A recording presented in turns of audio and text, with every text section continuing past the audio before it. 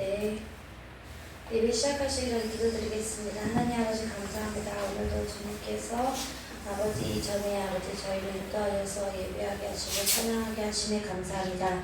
하나님이 주시는 저희가 이곳에서 하나님을 찬양할 때 하나님을 온 마음으로 찬양할 수 있게 도와주시고 각 사람마다 하나님을 아버지 말씀을 드릴 수 있는 같이 아버지 고르게 하나님께 정비되는 시간이 될 수 있게 도와주셔서 예수님 이름으로 기도드렸습니다. 아멘. 네, 목마른 사슬음 찬양 드리겠습니다.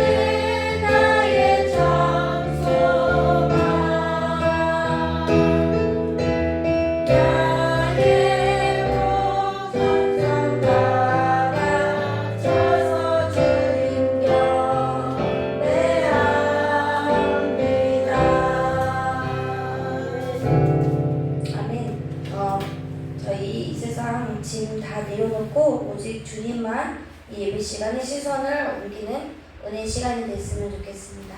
네, 시선 찬양 드리겠습니다.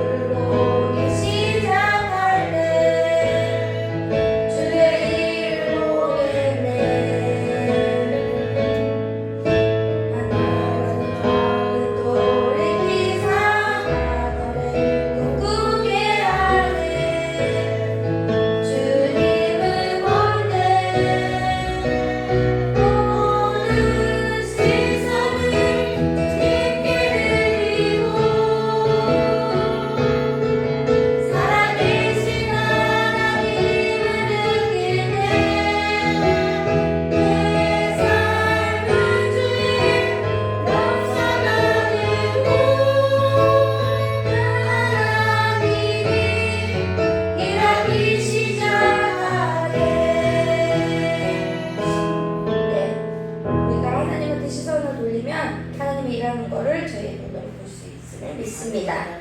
네, 우리 저희 사도신경으로 신앙 고백 드리겠습니다. 하나사 천지를 만드신 하나님 아버지를 내가 믿사오며 그 외아들 우리 주 예수 그리스도를 믿사오니 이는 성령으로 잉태하사 동정녀 마리아에게 나시고 본디오 빌라도에게 고난을 받으사 십자가에 못 박혀 죽으시고 장사한 지 사흘 만에 죽은 자 가운데서 다시 살아나시며 하늘에 오르사 전능하신 하나님 형편에 앉아 계시다가 저로서 산 자와 죽은 자를 심판하러 오시리라. 성령을 믿사오며 거룩한 복음과 성도와 성도 통한 것과 죄를 사하여 주신 것과 몸이사 사는 것과 영원히 사는 것을 믿사옵나이다. 아멘. 네, 저희가 부르실 찬송가는 618장입니다.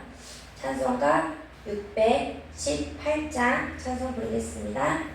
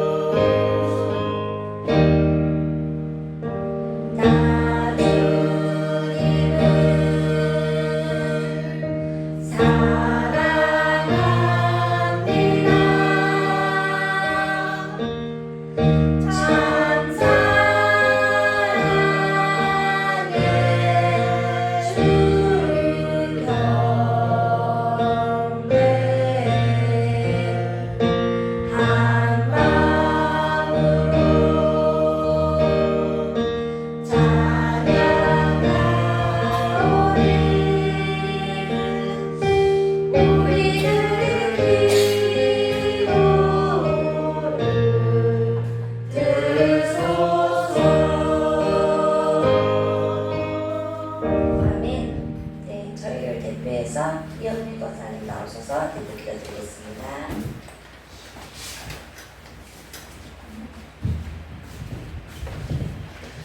사랑과 은혜가 많으신 하나님 아버지, 오늘도 하나님 은혜 가운데 귀한 하나님의 자녀들이 하나님을 사랑하여 하나님 앞에 왔사오니 저희들 하나님을 훈명하여 주시고 또한 아버지 말씀으로 허락하여 주시옵소서. 주님, 이 땅에 많은 영혼들이 하나님의 자녀들이 이렇게 주님 앞에 찬양하며 예배드리며 간구하며 모든 문제를 주만 내어놓을 때 주님께서 들어주시고 응답하여 주시고 또 흠양하여 주시옵소서. 주님, 이제는 더위도 물러갔고 이제 하나님 은혜 가운데 정말 몸을 추스릴 수 있는 귀한 아버지와 정말 시간들 되게 하여 주시고 정말 기분으로 또한 아버지와 태풍으로 많은 사람들이 지쳐있을 때 주님께서 위로하시고 또한 주님께서 보살펴 주셔서 모든 것이 협력하여 서로를 이루는 데 부족함이 없도록 늘 함께하여 주시옵소서.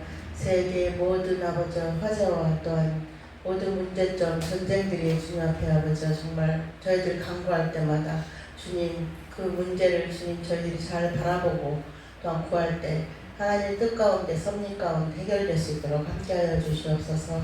정말 나라의 각자의 아버지 욕심과 따라 이기적인 마음이 아니라 오직 하나님의 자녀들을 보듬어 줄 수 있는 하나님의 뜻을 하나님의 섭리와 계획을 알 수 있는 그런 아버지와 정말 시간들 되게 하여 주시옵소서. 아버지와 정말 귀하게 하나님 시민의회를 택하주셔서 귀하게 예배드리게 하시니 감사합니다. 이곳에서 하나님 은혜 가운데 정말 말씀 가운데 허락하신 그 시간 가운데도 함께 해주시고 앞으로의 계획과도 함께 하실 걸 믿고 감사하며 정말 이곳에서 눈물 흘려 기도하고 또한 간구한 것들 모든 것을 들어 응답하시니 감사하고 저희들 아버지 하나님의 사랑 가운데 또한 아버지 끝까지 인내하며 참아온 은혜를 참고 기다리는 은혜로 인해서 저희들 좋은 곳을 보내주시니 감사합니다. 그 믿음이 저희들 현명하여 이루었다고 고백할 수 있는 하나님의 뜻이었다고 고백할 수 있는 귀한 아버지 삶이 되게 도와주시고 귀한 계획이 되게 하여 주시옵소서. 한마음 한뜻으로 모여서 예배하며 기도하는 것이 얼마나 복된 것인지 저희들 늘 깨닫고 알게 도와주시고 또한 아버지의 말씀으로 응답하여 주시옵소서. 정말 주의 뜻이 분별할 수 있는 영을 허락하시고 주의 뜻 가운데 저희 삶이 인도받기를 원합니다. 하늘나라 가는 그날까지 하나님 품에 가는 그날까지 정말 저희 생각보다 오직 주님의 말씀과 주님 주시는 그 아버지 응답대로 가기를 저희들 늘 간구합니다. 주님 응답하여 주시고 날마다 삶의 고백이 주님을 사랑한다는 고백과 또 주님께 감사한다는 고백을 할 수 있는 귀한 우리의 삶이 되게 도와서 성도를 되게 하여 주시옵소서. 특별히 사랑하는 우리 서영희 목사님을 기억하여 주시고 또 강건하게 하시니 감사합니다. 그동안 하나님의 뜻과 계획에서 함께 하심을 아버지를 믿사오니 그 함께 하신 가운데 늘 아버지가 정말 말씀하여 주시고 깨닫게 해 주시고 또 아버지 인도하여 주시옵소서. 우리 귀한 목사님 주의 사랑으로 덧입혀 주시고 또 주의 사랑으로만 해가 해결받는 그런 아버지 삶이 되게 도와주시고 그런 계획이 되게 하여 주시옵소서. 꿈꾸는 대로 비전 가운데 함께 해 주시고 주님 그 꿈과 비전이 주의 뜻이 되게 하여 주시옵소서. 자녀들에게도 축복하시고 또 시민들의 자녀들에게도 축복하시고 또 모든 계획과 또 모든 아버지의 문제들 주님 앞에 내어놓을 때 주님이 하나하나 해결하여 주시옵소서. 결혼 문제이든 또한 아버지 가정의 아버지 새로운 잉태의 문제이든 주님께 구할 때마다 주님이 귀한 아버지여 정말 손길로 계획하시고 응답하여 주시옵소서. 사람이 하는 손이 아니라 오직 하나님의 손길로만 받기를 오늘 시민에게 허락하기를 간구합니다. 주님 감사합니다. 귀한 예배 시간에 주님 함께해 주시고 저희들 찬양을 받아주시고 말씀해 주시니 감사합니다. 주님 또한 아버지 끝까지 주님 함께 하실 걸 믿고 감사하며 예수 그리스도 이름으로 기도드렸습니다. 아멘.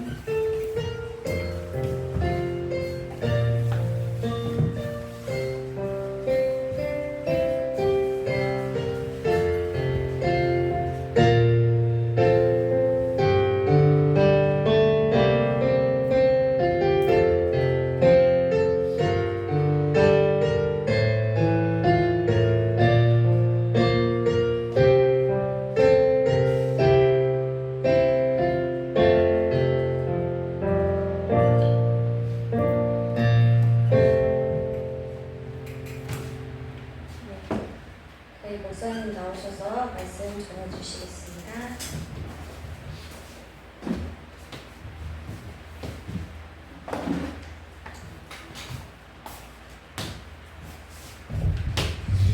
하나님 말씀 보도록 사도행전 17장 30절에서 31절까지의 말씀 들어왔습니다. 사도행전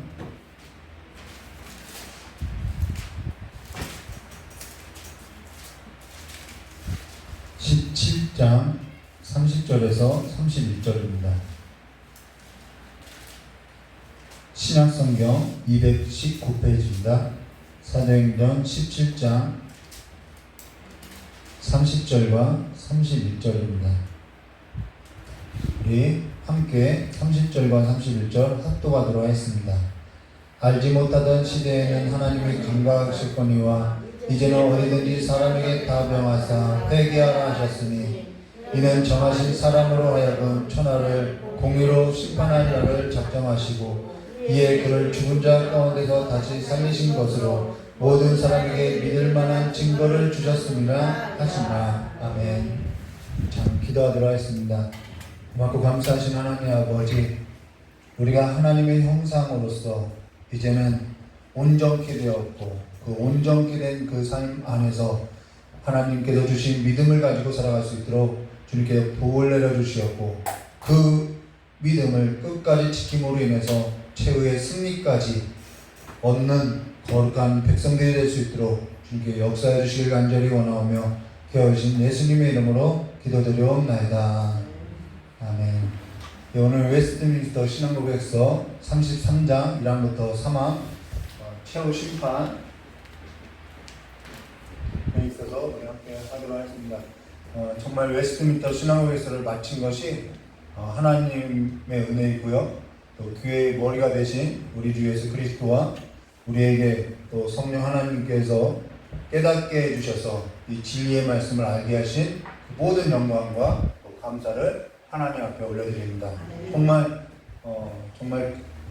아주 대장정을 이뤘습니다.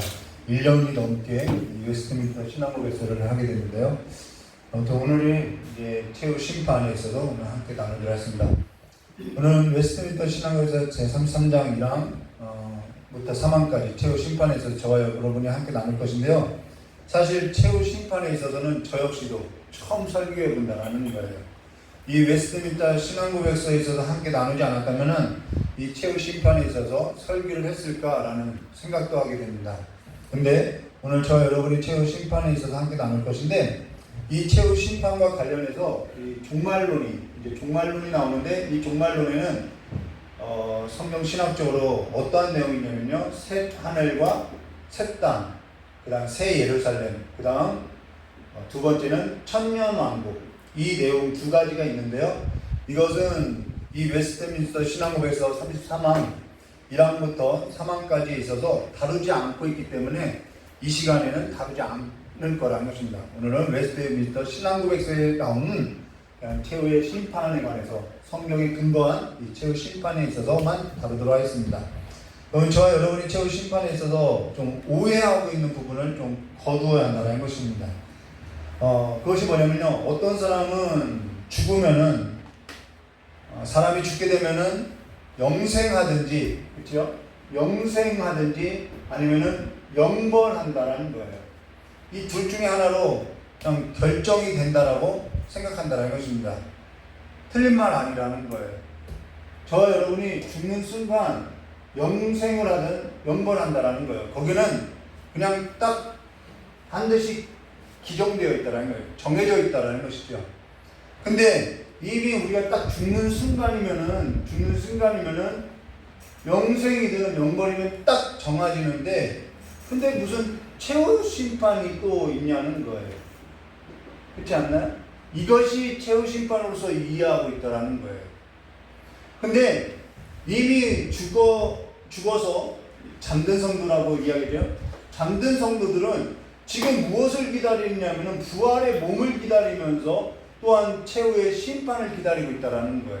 요한계시록에 보면은 주여 어느 때까지 우리가 기다릴까 이 말을 하고 있다는 거예요. 우리는 죽는 순간 영생이다 아니면 영벌이다 이것을 가지고 최후 심판이라고 생각하고 있는데 이것은 최후 심판이 아니라 우리가 죽어서 낙원이든 음부로 결정된다는 거예요. 영생을 얻던 영벌을 들어간다는 거예요. 그리고 나서 우리는 기나긴 삶에 있어서 주님께서 재림하시고 나면은 그 재림하시고 나서 그 주님께서 초림하고는 다르죠. 초림 때는 고난에 들어오셨지만은 심판 때는 그가 의로운 재판장으로서 심판관으로서 온다라는 거예요. 그래서 최후의 심판이 있다라는 거예요. 그러면 우리가 죽는 순간 영생을 얻고 영벌을 얻는 것은 뭐냐? 이것은 우리가 이 땅에서 살다가 하나님을 믿고 예수를 믿는 사람들은 영생에 들어가고 또 예수를 믿지 않는 사람들은 영벌에 들어간다라는 거예요. 이건 변하지 않아요. 이거는 죽는 순간 이미 결정난다라는 거예요. 죽기 전에 이것을 우리가 믿음으로써 고백해야 한다라는 것이죠. 그러면서 사람이 죽게 되면은 믿는 자에게는 영생이 주어지고 믿지 아니하는 자에게는 영벌이 주어진다라는 것입니다. 근데 이 영생이 주어지고 영벌이 주어지는 것을 최후 심판으로서 이해하고 있다라는 거예요. 이 오해를 우리가 오늘 걷어내야 한다는 것이죠. 사람이 죽게 되면은 믿는 자에게 죽게 되면은 믿는 자가 죽으면 영생을 하고요. 믿지 않는 자가 죽으면은 영벌한다라는 거예요. 우리는 그것이 최후 심판으로서 이해하고 있다라는 거예요. 그런데 그것은 최후 심판이 아니라는 것이죠. 물론 사람이 죽게 되면요. 영생이든 영벌이든 어느 한쪽으로 반드시 결정난다라는 거예요. 낙원과 음부가 있다라는 거예요. 그런데 낙원과 음부는 아직 최후 심판이 결정되기 전의 상태라는 거예요. 엄밀히 따지면 그렇다라는 거예요. 근데 이것이 연장선상으로 천국과 지옥으로 나눠진다는 것이죠. 근데 그 천국과 지옥으로 나눠지기 전까지는 최후 심판이 있다는 것입니다. 반드시 이 백보자의 심판이 있다는 거예요. 그것에 관해서 저 여러분이 부인할 수 없다는 것이죠. 그러면은 저 여러분이 잘못 알고 있었던 건 뭐냐? 내가 지금 죽어도 난 영생한다고 생각한다라는 거예요. 그리고 그것이 최후 심판이라고 생각하는 그것이 아니라는 거예요. 최후 심판이 있다라는 거예요. 지금 내가 예수 믿고 그러고 죽게 되면은 영생을 얻을 것이라고 생각하며 모든 것이 그걸로서 그냥 딱 결정 난 것이다, 끝났다라고 생각하지만은 우리에게 무엇이 기다렸냐면은 최후 심판이 있다는 것을 기억해야 한다는 것입니다. 그래서 그냥 내가 죽으면 그냥 천국 가는 것이지 끝나는 것이지 내가 그걸로써 최후 심판을 받는 것이지 라고 이해하고 잘못 생각하고 믿고 있는 경우들이 있다는 것입니다. 그런데 그렇지 않다는 거예요. 모든 사람이요, 믿는 사람이든 믿지 않는 사람이든 모든 사람이요, 이 최후 심판대 앞에 서게 된다는 거예요. 반드시 서게 된다는 거예요. 그리고 믿는 자들도 이미 잠든 성도들도 이 최후의 심판이 어느 때 일어납니까? 라고 지금도 주님 빨리 속기 이 땅을 심판해달라고 강구하고 있다는 거예요. 최종적인 날에 이 최후의 심판이 있다는 것이죠. 어떤 사람은 이미 사람이 죽는 순간에 영생이든 영벌이든 결정되는데 무슨 또 최후의 심판이 있냐라고 하는데요. 그렇지 않다는 것입니다. 사람이 죽는 순간 그 순간 그 죽음의 순간에 있어서 영벌과 영생은 바꿀 수 있는 것은 아니에요. 그러나 그것이 이 최종적인 최후의 심판에 있어서 결정하는 것은 아니라는 것입니다. 그날에는요, 이 최후의 심판은 어떠한 날이냐면요, 모든 사람의 모든 행위가 은밀하게 행한 모든 것이 다 완전하게 공개되는 날이라는 거예요. 공개되는 다르다라는 거예요. 이거는 우리가 죽은 순간 영생이든 영벌이든 이건 예수를 믿었기 때문에 그 믿음으로 난 의로 말미암아 의로 따라고 칭한 그 의로 말미암아 우리가 그냥 얻게 된다라는 거예요. 그러나 이날의 최후의 심판에 이르러서는 모든 것이 완전하게 공개된다라는 거예요. 이거는 공개적인 심판이라는 것입니다. 믿든지 안 믿든지 영생하든지 영벌이든지 아무도 모르고 나만 알고 있는 죄, 아무도 없을 때 은밀하게 나만 알고 있었던 죄, 그것이 완전하게 공개된다는 거예요. 공개하는 장소라는 거예요. 모든 것이 완전하게 드러낸다는 것입니다. 몰래 욕한 것 몰래 욕한 거 드러난다는 거예요. 몰래 어디 경범죄 같은 그런 소변을 본 일, 이런 것이요. 몰래 아무도 없겠지 음란물 본 것, 이런 것이 다 드러난다는 거예요. 그래서 너희는 뭐하는 중이요? 은밀한 중에 이 말이 나온다는 거예요. 은밀한 중에 행한 모든 것이 공개되는 날이 언제냐면 이 최후 심판 때라는 것입니다. 부끄럽겠죠? 결혼 전에 거짓말했던 모든 것이 다 공개되어 있다는 거예요. 난 네가 처음이야 했던 것. 그런데 여기 가면은 그것이 아니라는 것이 다 공개적으로 다 드러날 거라는 거예요. 모든 것이 거짓이라는 것이 명확하게 드러난다는 거예요. 생각으로 했던 것, 말로 했던 것, 우리의 행동으로 했던 것 완전하게 공개된다는 거예요. 이거는 완전히 벌거벗겨진다는 거예요. 지금 저와 여러분이 교회 바깥에서 사람 눈이 없을 때 생각하고 말하고 김지사가 어떻네, 교회 안에서도 지금은 예배 드리는 것 같아도 생각으로 다른 생각을 하고 있는 그 생각까지도 드러난다는 거예요. 이 하나님의 완전한 빛 앞에서요, 이 심판대 앞에서요, 숨길 것이 하나도 없다라는 거예요. 그래서 첫사람 아담이 범죄하고 나서 하나님 앞에 있을 때 그가 어떻게 되냐면 숨어버렸다라는 거예요. 교회 안에서 성가대에 앉아서 막 아름다운 목소리로 찬양을 하고 교회 밖에서는 술을 먹고 막 노래를 부르고 즐기는 그 모든 것이요, 사람 앞에서 완전히 공개된다라는 거예요. 완전히 반전이 일어나겠죠.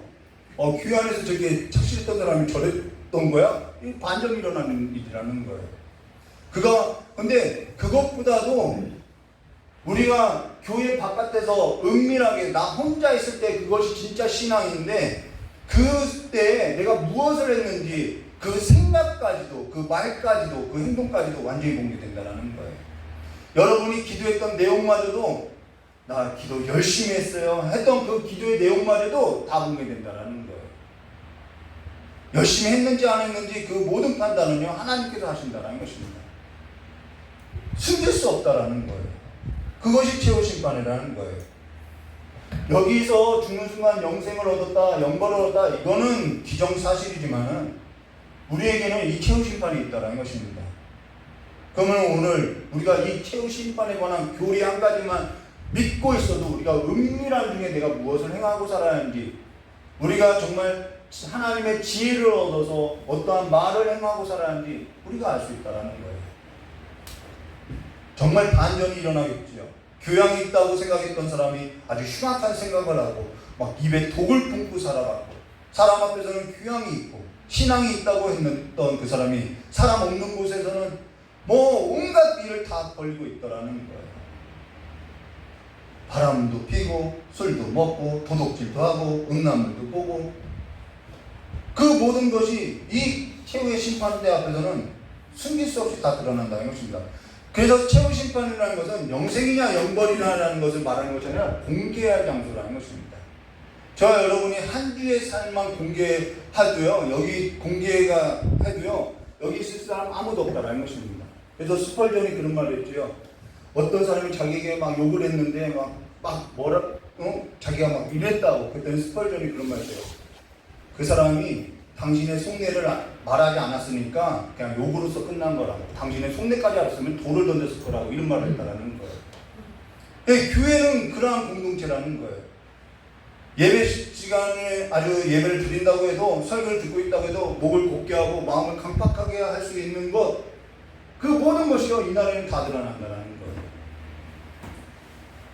완전하게 벗겨지고, 근데 거기에서도 나는 부끄러움 없어, 나는 수치 없어, 나는 예수가 필요 없어 라고 할 수 있는 사람이 어디 있겠냐는 거예요. 그래서 예수는요, 살 때나 죽을 때나 우리에게 있어서 소망이 된다는 것입니다. 그 첫 번째 신앙 고백에 있어서 우리가 문답은 배우지 않는데, 첫 번째 하일젤베르크 요리 문답에 있어서 우리가 살았을 때나 죽을 때나 우리에게 소망이 되는 것은 무엇입니까? 이 고백이 있다라는 거예요. 예수밖에 없다라는 것입니다. 정말 여기에 얼굴을 들고 이렇게 누구도 이렇게 누군가를 비난하거나 손가락질할 수 없겠지요. 왜? 내 모습까지도 다 드러나거든요. 지금 저와 여러분이 최후 심판의 교리만 알고 있어도 지금처럼 생각하고 말하고 행동할 수 있을까? 지금 저 김지사님이 없다고 해서 김지사님을 생각하는 그 말과 행동과 그 모든 것이 이 최후 심판 앞에서 공개되는데, 나는 그 김지사님 앞에서는 김지사님 사랑합니다, 주님의 이름으로 사랑합니다, 환영합니다 하는데, 막상 없는 데서는, 은밀한 데서는 막 욕을 하고 다녔던 것이 이 앞에서 공개된다는 거예요. 어떠한 핑계도 될 수 없고요, 어떠한 반복도 할 수 없다는, 이건 완전한 모니터링이라는 거예요. 하나님은요, 우리를 감찰하시는 하나님이라는 걸 알아야 한다는 거예요. 은밀한 중에 내가 어떠한 마음으로서 어떠한 말을 하고 어떻게 살아가는지, 우리 안에 하나님의 생명을 품고 살아가는지 보여주고 있다는 것입니다. 근데 이 최후 심판에 있어서 그러면은 과연 어떤 사람이 진정한 위로를 얻겠냐는 거예요. 어떤 사람에게는 그것이 부끄러움과 수치가 되고요, 어떤 사람에게는 정말 이것이 위로가 된다는 것입니다. 이거는 수치와 부끄러움이 된다는 것은 정말 믿지 않고 영벌에 처하는 사람들에게만 해당하는 것이 아니라 믿고 영생을 얻은 사람들에게도 해당한 일이라는 거예요. 저와 여러분이 잘못 생각하고 있었던 것이 바로 이거라는 것입니다. 나 죽으면은 영생하고 그것이 마치 최후의 심판인 것처럼 이해하고 살았다라는 것이죠.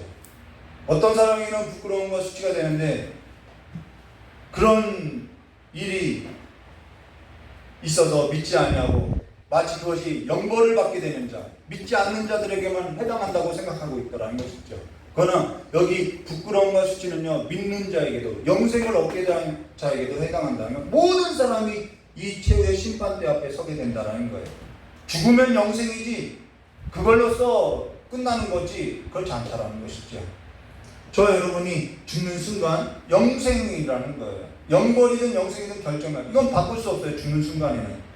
그러나 주께서 모든 것을 심판하실 그 최후의 심판 앞에서는 영벌이냐 영생이냐가 아니라 그 모든 것이 공개된다라는 것입니다. 하나님 앞에서 모든 것이 은밀하게 행했던 그 모든 것이 완전하게 공개된다라는 거예요. 여기에 있어서 자기 얘기를 하는 걸 나는 별로 안 좋아하는데 라고 할 수 있겠지만, 거기서는 모든 것이 다 자백하게 되어 있다라는 거예요. 불가능하다라는 것이죠. 내가 숨겨왔던 것조차도 다 공개하게 된다라는 것입니다. 그러면서 최후 심판이 지금 믿는 자에게, 그러면 이 최후 심판이라는 이 교리가 성경의 가르침이 지금 믿는 자에게 주는 유익이 뭐냐는 거예요. 그것은요, 죄를 억제한다는 것입니다. 그리고 죄에 있어서 피 흘리기까지 싸우게 한다는 거예요. 그래서 믿음을 지키는 그 역경 가운데서도 하나님께서 이 일에 있어서 최후의 심판에 나를 갚아주신다라는 그러한 소망과 위로가 있다는 것이죠. 그래서 이 최후의 심판의 교리는요, 모든 믿는 자들에게 있어서 경건함과 거룩함으로써 흠이 없게 보존하는 힘을 가져다 준다는 거예요. 은밀한 중에 하나님과 나만이 아는 그 삶으로서 견뎌낸다는 것이죠. 역경을 이겨낼 수 있다는 거예요. 세상의 육체의 수욕에 있어서 억제하며 견디고 참아오며 하나님 앞에 소망을 두고 하나님의 뜻을 이루는 삶으로서 믿음을 지켜온 삶에 있어서 이 최후의 심판에는 드러나게 된다는 것이죠. 자기 육체의 수욕에 있어서 피 흘리기까지 싸워야 한다는 거예요. 근데 죄에 있어서, 우리가 죄에 있어서, 우리가 세상의 어떠한 욕망에 있어서 가리워지면요, 하나님의 뜻에 있어서 발견할 수 없다는 것입니다. 우리의 마음이 가려져 있으면 하나님의 뜻이 무엇인지 가려져서 살게 된다는 거예요.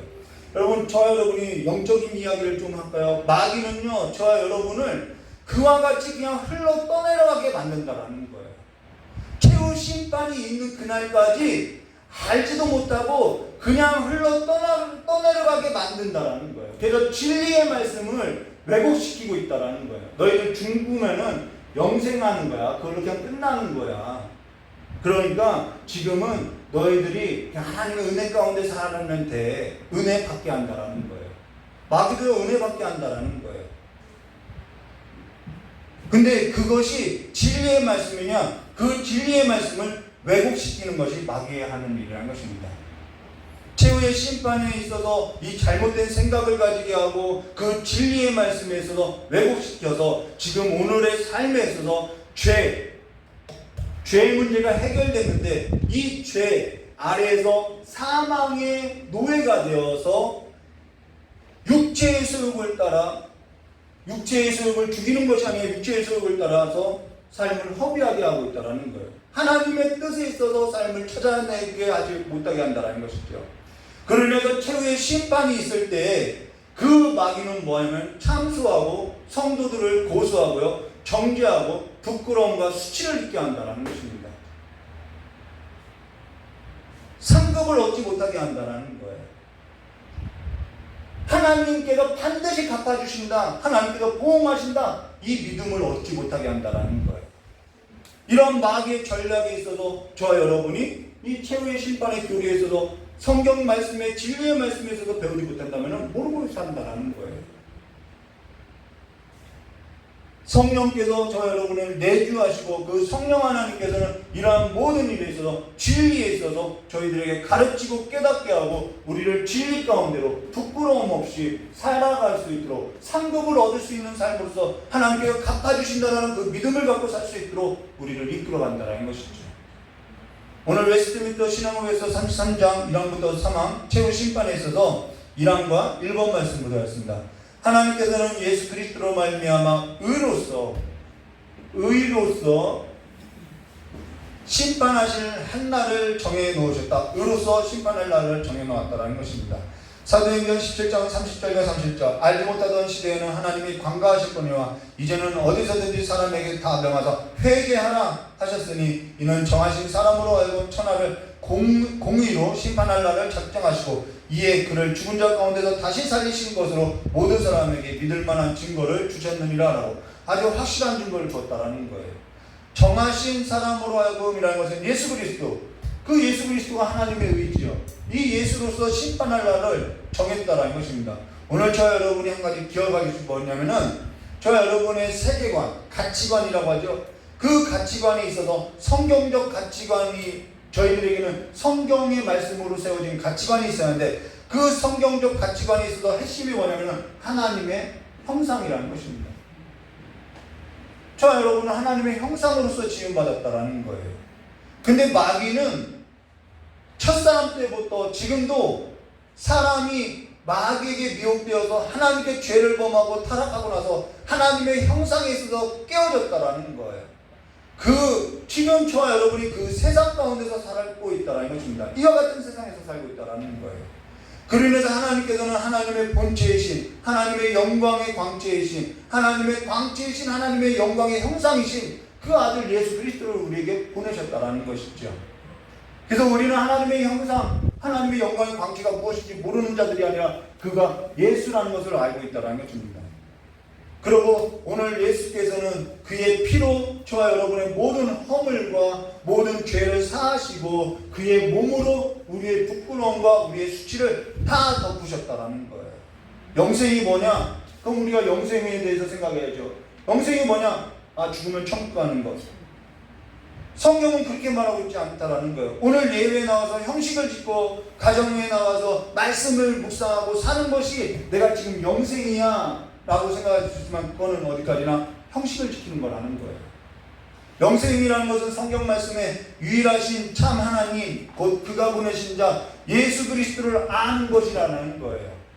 우리가 예배를 드리는 것, 우리가 또한 말씀을 묵상하는 것, 왜 묵상하냐? 그거는 하나님을 알기 위한 수단이라는 것이죠. 영생이라는 것은 예수와 인격적인 관계로서 우리가 지금 맺었다라는 거예요. 언약을 맺었다라는 거예요.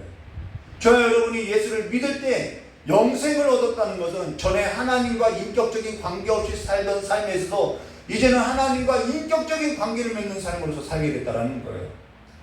이 고백은 어떠한 고백이냐면 예수께서 내 허물을 덮어주셨다라는 거예요. 예수께서 내 죄를 사해줬다라는 거예요. 예수께서 나를 의롭다라고, 나 의롭지 않은데 나를 의로운 자라고, 이 최후심판 때 앞에 서서는 모든 것이 벌거벗겨지고 모든 것이 다 수치로 드러날 그와 같은 죄인을 하나님께는 나를 의롭다라고 해줬다라는 거예요. 그리고 그가 나를 지금 사랑하고 있다라는 거예요. 이것이 관계 맺고 있다라는 것이죠. 그 관계가 정말 아주 날선 검과 같이 살아있어야 한다는 것입니다. 그리고 저와 여러분이 죽는 순간에 하나님하고 정말 인격적인 관계로서 이제 들어간다는 거예요. 그게 영생이라는 것이죠. 저와 여러분이 형식을 지키는 것은 하나님을 알기 위한 수단이라는 것입니다. 하나님을 알아가는 수단이라는 거예요. 그것 자체가 영생이 아니라는 것이죠. 여러분 그것 자체가 영생이라면요 바리새인들은요 저희들보다 영생이 더 커야 한다는 거예요.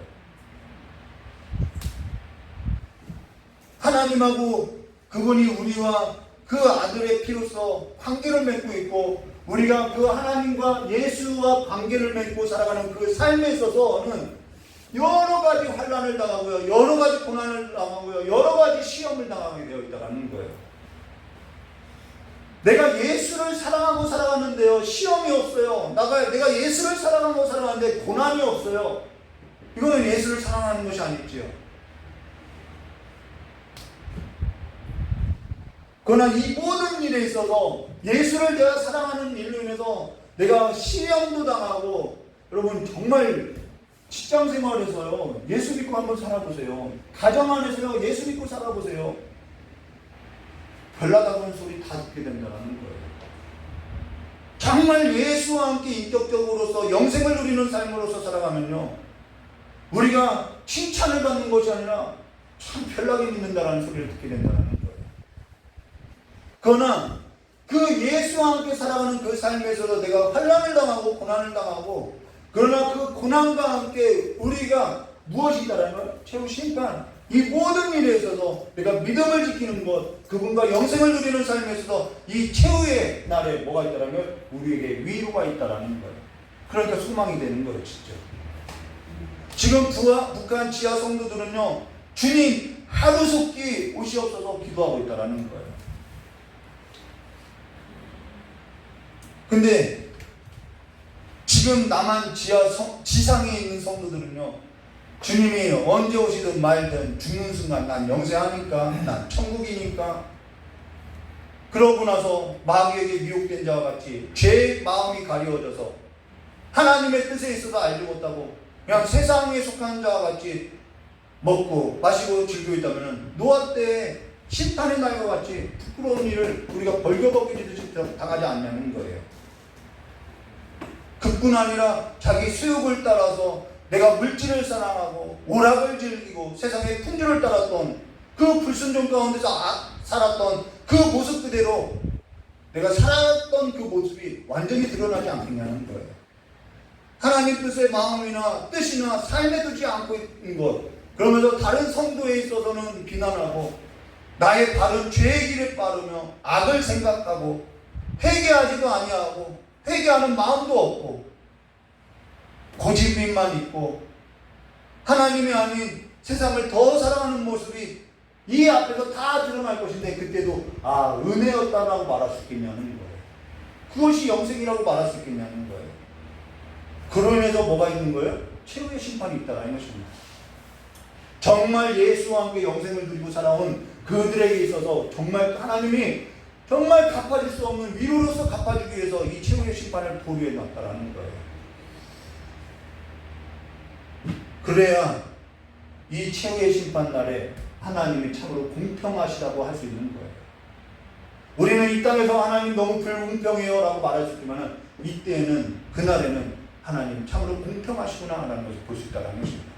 그 심판이 완전하게 공의롭다는 것입니다. 그래서 이 최후의 심판이 있는 것은요, 하나님의 완전한 공의, 하나님의 완전한 자비, 하나님의 영광만이 드러나는 심판임을 말해줬다는 것이죠. 근데 하나님께서 모든 심판을 그 아들에게 주셨다는 것입니다. 1항 2번 예수 그리스도에게는 모든 심판하는 권세를 성부로부터 주어져 있는 것이다 라고 말하고 있는 것입니다. 오늘 저 여러분이 정말 예수와 함께 영생을 누리는 삶에서 친밀해져야 한다는 것입니다. 요한복음 5장 22절과 23절 아버지께서 아무도 심판하지 아니하시고 심판을 다 아들에게 맡기셨으니 이는 모든 사람으로 아버지를 공경한 것 같이 아들을 공경하려 하심이라. 아들을 공경하지 아니하는 자는 그를 보내신 아버지도 공경하지 아니함이라. 다 아들에게 맡기셨다라는 거예요. 그리고 그게 아들에게 맡기신 것은 하나님 아버지를 공경하는 것처럼 그 아들을 또한 두려워하고 공경하게 하기 위함이었다라는 것입니다. 그래서 모든 심판을 아들에게 맡긴 까닭은 영생을 얻은 자에게 있어서 예수와 함께 살아가는 그 삶에 있어서 가장 커다란 소망과 위로를 주기 위함이라는 것입니다. 그가 저 여러분에게 있어서 그날에 최후의 심판날에 뭐가 되는 거예요? 변호자가 된다는 거예요. 그분이 변호자가 된다는 거예요. 마귀와 그 더러운 귀신들이 우리를 미혹해서 끌고 갔던 그 모든 삶에 있어서 참소하고 고소하고 은밀하게 행했던 그 모든 일에 있어서 마귀가 참소할 때 예수님께서 내 피로 다 씻어서 변호해 주신다는 거예요. 너희들은 몰라도 내가 죄를 내 피로 샀어. 그 보증으로서 누굴 보내냐면 성령 하나님을 보내줬다는 것입니다. 그 성령 하나님을 또한 우리의 마음 가운데 또한 변호자로서 우리가 참소당하고 정죄당하고 할 때 그분이 변호해 주시고 우리를 진리 가운데로 예수님께로 인도한다는 것이죠. 성령 하나님은 저와 여러분의 삶에서 진리로 인도한다는 것입니다. 그러고 인해서 저 여러분이 성령을 따라 행하야 하는 이유와 근거가 바로 여기에 있다는 거예요. 최후의 심판이 있다는 것이죠. 그리고 그날에는 모든 사람뿐만 아니라 영의 세계에 있는 영의 세계까지, 그러니까 피조물, 천사와 타락한 천사까지도 완전하게 심판을 받게 된다는 거예요. 이 게으른 천사들, 이 성도들이 어려움 당하는데 돕지 않는 천사들, 다 심판받게 되겠지요. 예. 1항 3번 보고 들어가겠습니다. 그날에 타락한 천사들은 심판을 받을 뿐 아니라 1항 4번 이 땅에 살았던 모든 사람이 그리스도의 심판대 앞에 서서 자기들의 생각, 말, 행동의 전말이 밝히고 그들이 선악간에 몸으로 행한 것에 따라서 보응을 받게 된다. 이때는 보응을 받는다라는 거예요. 관련 성경 구절 고린도 전서 6장 3절 우리가 천사를 판단할 것을 너희가 알지 못하느냐? 그러하거든 하물며 세상이냐.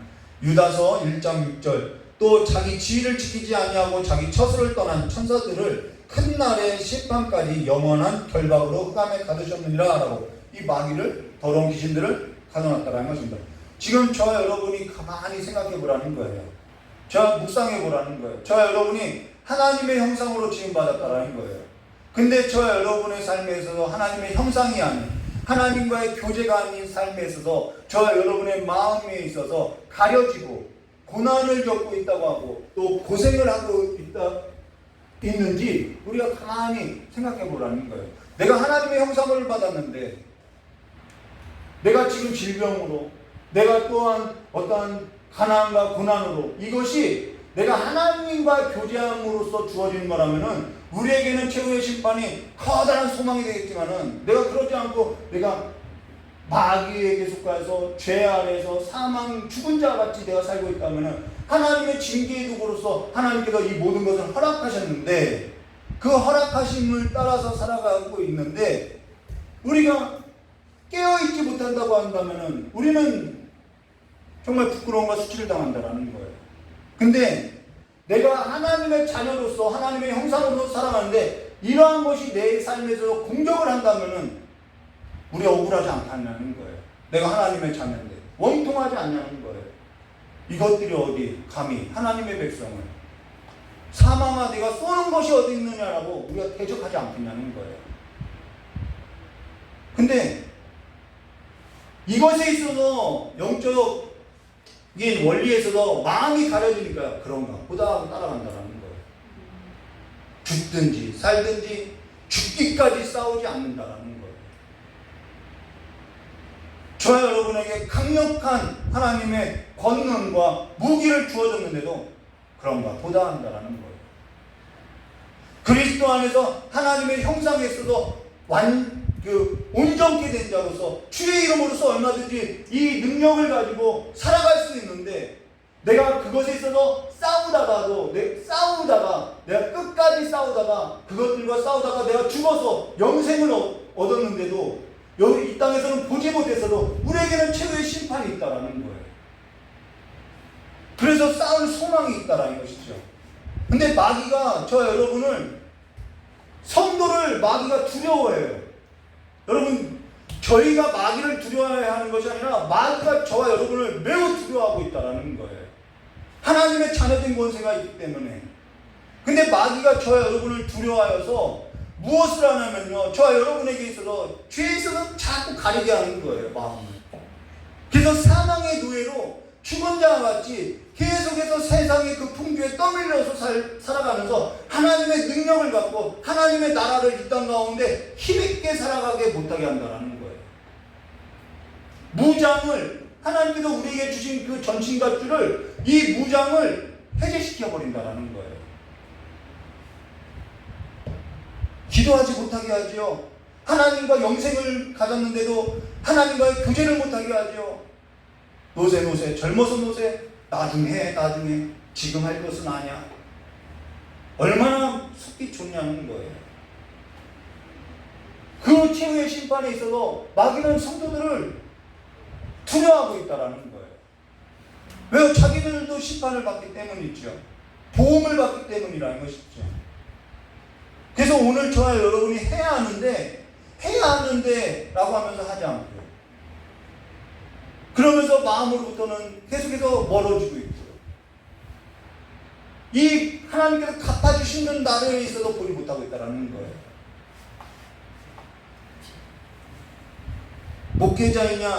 목회자가 아니냐 그게 중요하지 않다라는 거예요. 어제 저희 아내하고 나눈 이야기가 있는데 어떤 분은 평생에 기도하면서 살았다라고 이야기하는 거예요. 정말 복된 삶이 있지요. 죽는 그날까지 싸워왔다라는 거예요.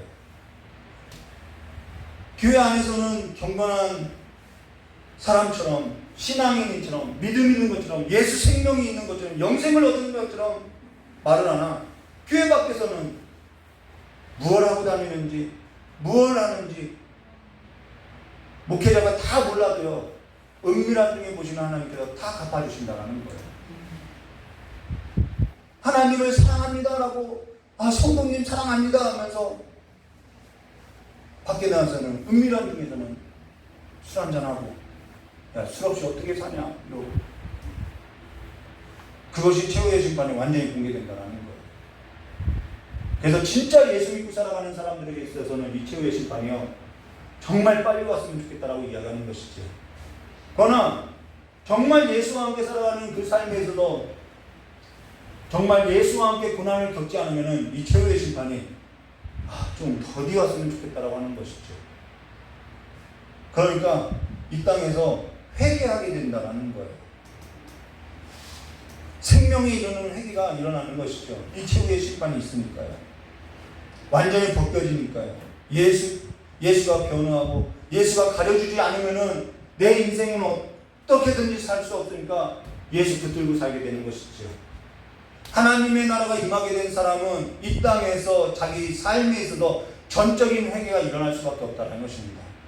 그러면은 하나님께서 사람이 죽는 순간 영생이든 영벌이든 결정하는데, 그러면 어째서 이 모든 것을 완전하게 공개하는 이 최후의 심판을 행하는 이유가 어디 있냐는 거예요. 여기에서도 우리는 앞서 다 설명했다라는 거예요. 우리를 거룩하게 하기 위함이라는 것입니다. 우리의 삶의 목적은요, 돈을 많이 벌고 성공하고 높은 지위에 앉고 여기 있는 것이 아니에요. 우리는 거룩함에 있다라는 것입니다. 경건함에 있다라는 거예요. 2항 5번, 하나님께서는 이 날을 정하신 목적은 택함 받은 자들을 영원히 구원하여 그의 자비하신 영광을 나타내며 그 위로하는 것으로서 영광을 나타내죠. 사악하고 불순하는 그 버림받은 자들을 정죄하여 그의 공의의 영광을, 심판의 그 영광을 나타내기 위함이라는 거예요. 택함 받은 자는 영원한 구원으로서 정말 구원받을 수 없는 자를 구원해 주신 그 하나님의 은혜에 있어서, 은총에 있어서, 그 하나님의 자비에 있어서 하나님의 영광을 나타내고요. 택함받지 못한 자는 영원한 정죄로서, 하나님의 공의로서 하나님이 얼마나 공평한지 드러나게 된다는 것입니다. 그러나서 2항 5번, 그때로부터 의인은 영원한 생명에 이르게 되며 주 앞으로부터 오는 충만한 기쁨, 유쾌함을 얻게 될 것이나 하나님을 알지 못하고, 여러분 하나님을 알지 못하는 것이 죄라는 거예요. 예수 그리스도의 복음에 순종하지 않은 사악한 자들은 영원한 고통 가운데 던지어져 주 앞으로부터, 그리고 그의 능력의 영광으로부터 오는 영원한 파멸로 벌을 받게 될 것이다 라고 이야기했습니다. 그리스도의 복음에 순종치 않는 것, 이거는요, 예수 그리스도의 복음을 받아들이지 않는 것을 말하는 것이죠. 마음을 강팍해 하는 것을 말하는 거예요. 그게 뭐냐면은, 저와 여러분이 예수를 믿을 때, 근데 여기에서 문제가 있어요. 우리는 죽으면은 영생과, 지금 영생 얻었어요. 우리가 영벌을 얻었는데 또 무슨 영생을 얻고 영벌을 받는다고, 이 최후 심판이 끝나면 영벌을 얻고 영생을 얻는다라고 하냐, 여기 문제겠죠. 저와 여러분이 예수를 믿을 때 예수 피로 말미암아 죄사함 받았어요. 그의 의로 말미암아 저와 여러분이 의롭다함을 얻었어요. 그리고 교제도 해요. 하나님의 자녀가 됐어요. 거듭났다는 거예요. 그러고 죽는 순간 저와 여러분은 영생을 받게 되어 있어요. 이게 변함없는 사실이에요. 근데 무슨 또 영생에 이른다고 말하냐? 구원은요, 완전하게 여기에 구원은, 우리는 선물로서 구원은 변하지 않아요. 완전하게 구원은 받은 거예요. 근데 그 구원은요, 과거, 현재, 미래가 있다라는 거예요. 의롭다함을 얻었어요. 우리는 과거에 얻었어요. 근데 지금은 성화되어 가고 있어요. 근데 앞으로는 우리는 영화롭게 되는 거예요. 부활의 몸을 입게 된다는 것이죠. 근데 그 영화는요, 다 다른다라는 거예요. 해의 영광이 다르고 별의 영광이 다르고 다 다르다는 것이죠. 영화롭게 되는 그 과정 가운데, 이 과정, 성화되는 과정 가운데서 내 믿음, 지금까지 설명되었던 그것이 아니라 하나님의 아들을 믿는 그 믿음 안에서 내가 성화되어 간다는 것입니다.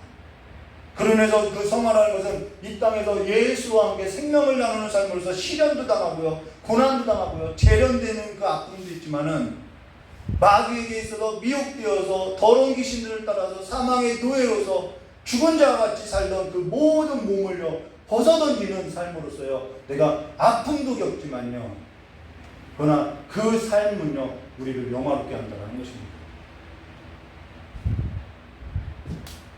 죽은 자에게 예배하는 것, 여러분 그 옷을 벗어야 하는 거예요.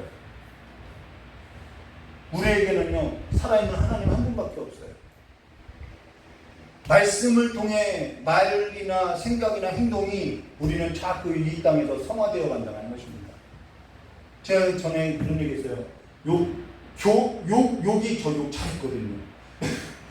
막 지금도 간혹 막 이렇게 나오려고 해서 막 이 안에서부터 나오려고 해서 맨날 하나님한테 기도하는데요. 여기 성경 말씀에 보면 교만에서 나온다라고 이야기하는 거예요. 그래서 그 교만에서부터 욕이 나오는데 또 그 다음 구절에 보면은 교만은 패망의 성공이라고 이야기하는 거예요. 아, 교만이 여기서 나오네? 난 욕을 하고 있는데 그렇다면 내가 교만한 거네? 그럼 난 교만한 자로서 패망의 성공으로서 가고 있는 거네? 이것이 너무 두렵다라는 거예요. 난 내 평생에 성공만 하고 싶은데, 그래서 그 말씀을 믿고 욕을 안 하기 시작했다라는 거예요. 저희 아내가 알아요.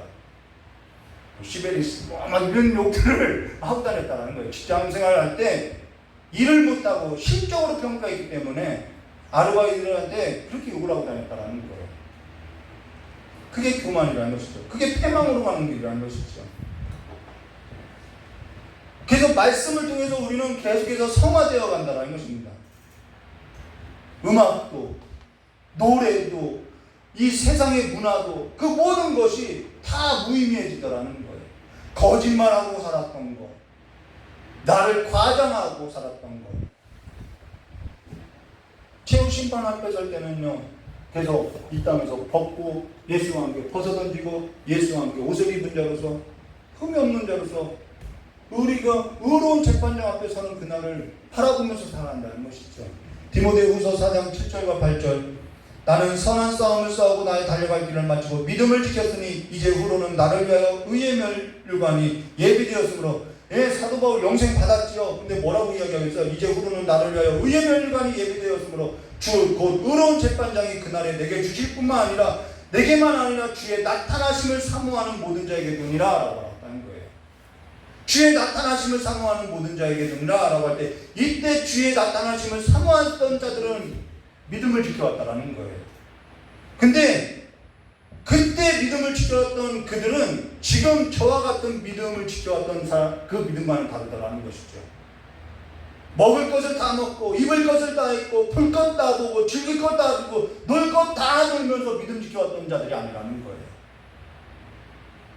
그래서 그들은 아멘 주 예수여 속기오시옵소서라고 지금 북한 지하교회 성도들과 같이 그렇게 주님을 기다려왔다라는 거예요. 그 믿음이었다라는 것이죠. 저 여러분은 이것 좀 먹었으면, 저것 좀 먹었으면, 이것 좀 했으면, 저것 좀 했으면 아직 주님이 오시면 안 되는데, 지금 실험하고 있는 교회에 있어서는 나는 그런 거 모르고 나는 아직 이 땅에 미련이 있는데 여기에 있다라는 것이죠. 그런데 우리가 어떻게 하늘에 이 하나님의 나라의 소망을 두고 산다라고 말할 수 있냐는 거예요. 그게 무슨 믿음이고 신앙이냐는 것이죠. 최후 심판에 있어서 소망이 없다는 것은요, 우리가 하나님의 나라에 대해서 소망을 별로 갖고 있지 않다라는 거예요. 지금 사는 것이 좋다는 것이죠. 그래서 어떤 장로님이 임종할 때 목사님을 조용히 부르다라는 거예요. 목사님이 불러서 갔더니 목사님이 왜 그런 얘기해요? 목사님, 나 아직은 죽기 싫어. 이 말을 했다라는 거예요. 내가 해놓고 내가 쌓아놓은 것이 너무 많은데 그거 다 못 누리고 와서 내가 지금 죽기 싫어요. 무서워요. 기독교 교리의 마음이 없다라는 거예요. 그로 인해서 장로교 신앙인은 움직임이 없다라고 다른 교단에서 욕을 하죠. 그러나요, 기독교 교리에 있어서 진정한 이 교육에 있어서 바른 신앙관을 갖고 있다고 하면요, 장로교 신앙들은요, 그렇게 세속적인 그리스도인이 나올 수 없다라는 거예요. 이런 가르침을 받고도 우리가 하나님의 그 최후의 심판 앞에서는 그날을 바라보지 않고 있다는 것은요, 우리의 신앙의 문제라는 것이죠. 장로교가 문제가 아니라 신실한 장로교 신앙이 없는 것이 오늘날 문제라는 거예요. 그러면 최후 심판에 있어서 우리에게 가져다주는 유익이 뭐냐? 지금 다 아는 이야기예요. 사망 6번 장차 심판날에 있으리라는 것을 그리스도께서 우리에게 확실하게 확신시키고자 하셨던 것은, 우리에게 계속해서 이렇게 말씀하신 것은, 모든 사람이 죄를 멀리하게 하고 경건한 사람들이 역경 가운데 나오죠. 예수 믿으면 역경이 있어요. 역경 가운데 있을 때에도 흔히 위로를 받게 하기 위함이라는 것입니다. 이 땅에서 위로를 받게 하기 위함이라는 거예요. 우리에게는 최후의 심판이 있다라는 거예요. 의로운 재판장이 있다라는 거예요. 사망 7번 마찬가지로 그는 그래서 우리를 괴롭혔던 그 모든 원수, 내 삶에 있어서 무너뜨리고 예수 믿는다고 했는데 그 악한 원수들이 우리를 공격했던 그 모든 원수를 다 하나님께 공평하게 심판해 준다는 거예요. 마찬가지로 그는 그날을 사람들에게 감추어 두어서 사람들이, 자, 최후의 심판은 사람들에게 하나님께서 감추어 둔 거예요. 감추어 둔 이유가 나오죠. 감추어 둬서 사람들이 육적인 안정감을 떨쳐버리고, 이 육체의 수욕을 따르는데 안정감을 갖고 있어요. 근데 이 최후의 심판은 그 안정감을 떨쳐버리게 하죠. 주께서 언제 오실지 그 시간을 알지 못함으로 항상 깨어있도록 하셨고, 오시옵소서 주 예수여 속히 오시옵소서 아멘하고 말할 수 있도록 항상 깨어 준비하게 하셨다라는 거예요. 언제 올지 알면은 사람은 아주 기특해서요, 잘할 것 같아도 행하지 않아요. 그때 가서 하지, 나중 가서 하지, 그러죠. 그러면서 그 시간을 알지 못하면 항상 깨어있고 항상 최후의 심판이 있다는 것을 우리에게 알게 하고 항상 준비하게 하고, 유혹에 있어서 떨쳐버리고 경건한 삶에 있어서 우리가 회개하고 돌이키고 항상 하나님 앞에 살아가는 자들로서 소망이 있게 하고자, 그 최후의 심판 앞에서 하나님께서 거룩한 자들로서 자기 백성 만들고자 이 최후의 심판을 감춰놨다는 것입니다. 그러면 진정한 신앙이군요, 최후의 심판을 기다리는 거예요. 아, 누가 웃는지 보자. 끝내 누가 웃는지 한번 보자. 그래서 이 땅에서 그렇게 불불거리고 안 싸우는 것이죠. 마지막에 누가 웃는지 보자는 거예요. 그러면서 베드로후서 3장 11절과 14절, 이 모든 것이 이렇게 풀어지니 너희가 어떤 사람이 되어야 마땅하냐. 언제 한번 베드로 전후서를 한번 해야 할 것 같아요. 이 모든 것이 이렇게 풀어지니 너희에게 어떠한 사람이 되어야 마땅하냐. 거룩한 행실과 경건함으로, 그러므로 사랑하는 자들아, 너희가 이것을 바라보나니 주 앞에서 정도 없고 흠도 없이 평강 가운데 나타나기를 힘쓰라라고 말하겠죠. 마태복음 24장 36절과 42절과 44절, 그러나 그날과 그때는 아무도 모르나니 하늘의 천사들도 아들도 모르고 오직 아버지만 아시느니라. 그러므로 깨어있으라. 왜 모르겠냐면은 깨어있게 하기 위함이라. 그러므로 깨어있으라. 어느 날 너희 주가 임할는지 너희가 알지 못함이라. 너희도 아는 바니 만일 집주인이 도둑이 어느 시각에 올 줄 알았다면 깨어있어 그 집을 뚫지 못하게 하였으라. 이러므로 너희도 준비하고 있으라. 생각지 않을 때 인자가 오리라. 늘 깨어 기도하고 준비되어 있는 성도로서 최후의 날, 최후의 승리를 하시기를 주님의 이름으로 축원합니다. 우리에게는 최후의 심판이 있다는 것이 얼마나 큰 위로가 되는지, 여러분 은밀한 중에 감찰하시고 다 갚아주실 그 하나님을 믿고 신뢰하시기를 주님의 이름으로 축원합니다. 이것으로 정말 웨스트민스터 정말 하나님의 은혜로 마치게 됐습니다. 우리 찬송 부르고 기도하도록 하겠습니다.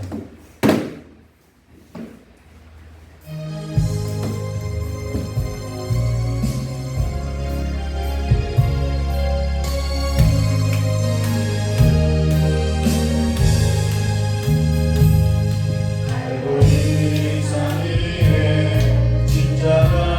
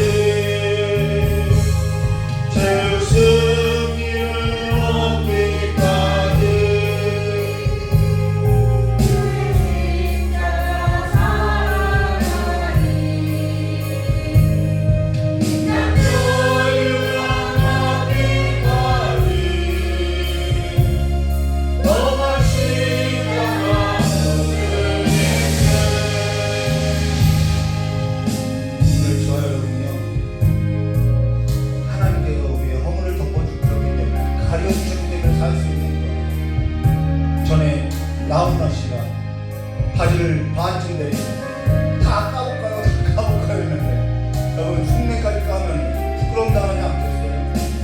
그 마음에 진심이 뭔지 무슨 생각이 있었는지 다 버리면 부끄러지 않겠나요? 오늘도 그 예수 공로 의지하시고 살아가시기를 주님의 이름으로 축원합니다. 그리고 주께서 위로하실 그날을 바라보며 살아가시기를 주님의 이름으로 축원한다. 이 시간 깨달은 말씀을 들고 기도하도록 하겠습니다.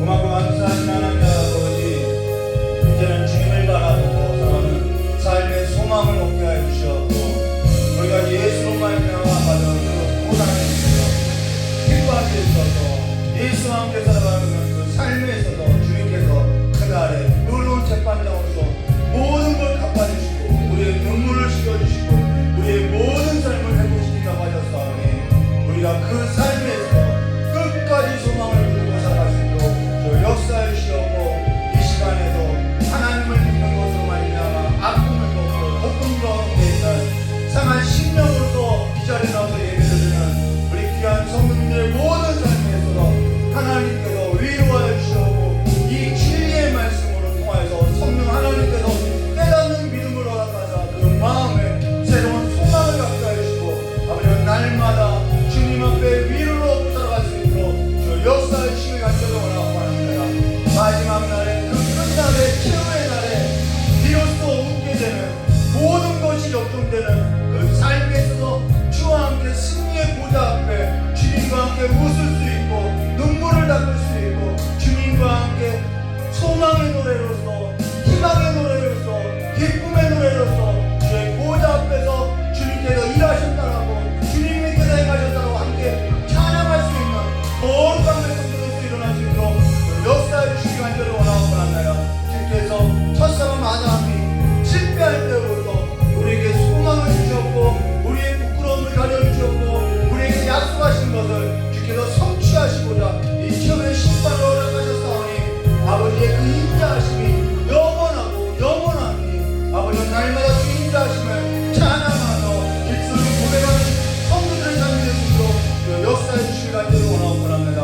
오늘도 아버지께서 허락하신 그 삶 안에서 시간 가운데서 아버지께서 주신 물질과 시간에 있어서 아버지 앞에 온전히 바치오니 그 나머지 모든 시간도 영생을 주신 하나님과 함께 누리는 삶으로서 풍성케 하여 주시옵고 위로부터 임하는 지혜와 믿음과 그 기쁨이 삶 가운데 더욱더 풍성하고 넘치는 삶으로서 아버지 그 국간도 마름이 없게 하여 주시옵고 더욱더 삶에서 풍성함으로 말미암아 하나님의 나라를 이루는 일에 있어서 힘쓰고 애쓰는 삶으로서 하나님께서 그 모든 삶을 아버지 주의 날에 갚아주시되 아버지 각절로서 곡절로서 갚아주시고 위로하여 주시고 날마다 이 땅 가운데서 살아가는 그 삶의 소망도 더하여 주시기 간절히 원하오며 예수님의 이름으로 축복하며 기도드려옵나이다.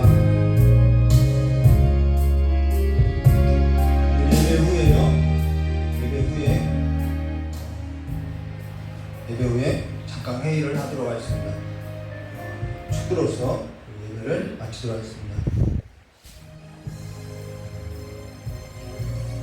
이제는 우리 주 예수 그리스도의 사랑과 하나님 아버지의 넓고 풍성하신 은혜와 성령 하나님의 대주가마 감동 교통하심의 역사가 최후의 날을 소망하고 바라보고 살아가는 우리 귀한 성도들의 모든 머리 위에와 또한 아버지 앞에 회개하고 돌아오는 우리 귀한 성도들의 그 모든 마음과 생각과 또한 영상으로 예배를 드리고 또한 복음을 들고 나간 우리 레바논과 몽골 선교지에는 그 아픔을 겪고 있는 모든 성도들의 하나님의 소망이 영원히 함께 있을지어다. 우리 하나님께 영광을 받고 드리겠습니다. 감사합니다.